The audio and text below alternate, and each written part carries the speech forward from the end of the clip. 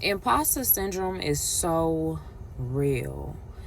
However, I'm aware that you cannot let imposter syndrome hold you back from doing what it is that you actually need to do. Whoever it is that God called you to be, whoever it is that you need to show up as in this season is requiring that you show up as the person you claim to be. And I'm just reminded of this because it's a lot of people who are lacking the courage to step out and do what it is that God called them to do, or either be who it is that God called them to be. And I was having a conversation with one of my sister girls, and she was nervous about something that she know God put in her heart to do it, but she just feel ill-equipped. You know what I mean? She just feels like, oh, can I really do this? And I often feel like that. I often feel like, God, like, you sending people to me, and you telling me to help the people, and I don't even know if I'm still trying to help myself. I don't have everything that I feel like I need to have in order to be who you have called me to be.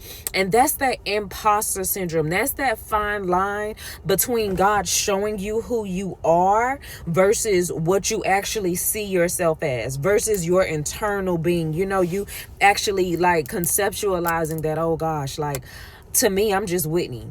But to somebody else, they see, and I'm not even gonna name the names, but they see me as this, they see me as that, this great da da da, and I'm like, ooh, and I'm battling. It's a battle within myself to try to be like, okay, God, I'm doing it, I'm going after it, I'm gonna show up, and I think that a lot of times I remember being in meditation, I remember God telling me, if I don't chase you, you won't run.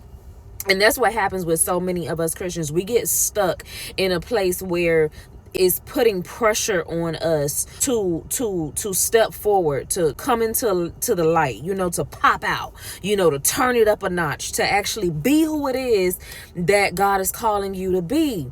But so many of us stay stuck. We get stuck, or we get a little stagnant, and we blame procrastination when it's really fear. We blame all of these things. And the truth is that God is not asking you to have it all together. He's not asking you to pop out and everything is just perfect and aligned, because you will never start. You will never start. And what I realized, I was in a training today at work, and I had to take a test, and when I took this test, I got some of the questions wrong. And I was reading the correct answer, and I'm like, okay, I can see why that's the correct answer. And I retook the test, and I got it right. And right then and there, it dawned on me. And God is like, this is how it is in life. You cannot be afraid to step out and just do. And you cannot be afraid to make mistakes, because your mistakes is how you're going to learn how to do it right when you do it again. You know what I mean? Before I was ever doing live or doing videos, doing content, I was doing this with my friends. I was counseling my friends before I ever became a coach. I was doing all these things on a lower level. Then God increased me. He took me up a notch. You know what I'm saying? Then he took me up a notch again. And now he's calling me to turn it up a notch again. And it's like, I want to give this to somebody. You feeling like you're not prepared, or you may not have what it takes. Let me tell you this. People go to school, people go to college, right? To learn about a subject so they can help other people get healed, or help other people find solutions to their problems. Okay, I want you to take that, right? Everything that you have experienced in this thing called life up until now was the tools that God used to equip you for where it is that you're going. It's the tools that God gave you to teach somebody else, to help somebody else cross, to be a gap, to stand in the gap.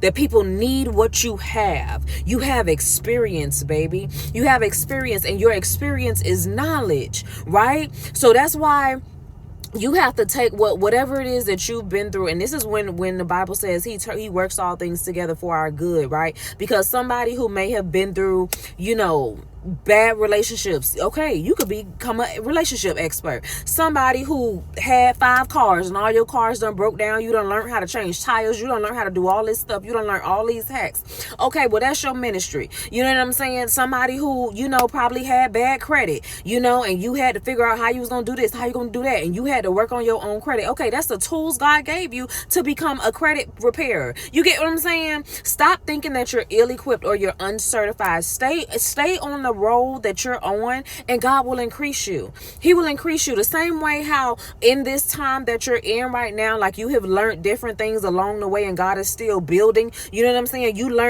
learned different things from your last job that helped you with this job. It's the same thing moving forward. God is going to keep increasing you and enlarging you and giving you skills and teaching you things so he can make sure that you're prepared. What I'm trying to say is God is not going to have you out here looking crazy. God entrusts you with what it is that he put within you to help his people, to help serve the kingdom. Do it.